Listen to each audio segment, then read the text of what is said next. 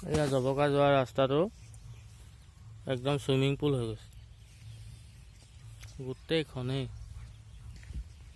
এয়া জবকা বাগান, এইফালে চাৰিওফালে বাগানে বাগান, বহুত ডাঙৰ কোম্পানী বাগান আছে এইফালে। আৰু এয়া হ'ল সুইমিং পুল। এইটো কেনেকৈ গাড়ী যাব, কেনেকৈ চাইকেল যাব, কেনেকৈ বাইক যাব, কি অৱস্থা।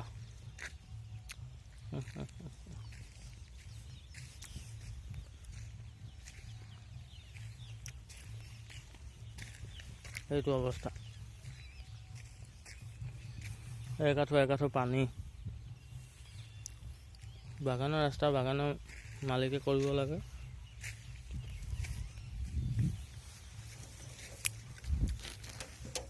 নহ'লে চৰকাৰে কৰিব লাগে। এইটো চব কি অৱস্থা। সুইমিং পুল আগততো আৰু আছে, গোটেইখন একদম মানে তিয়ক নৈ নিচিনা হৈ আছে। এইখন ভিউটো চক একবাৰ, একদম দিমাগ বেয়া হৈ গৈছে।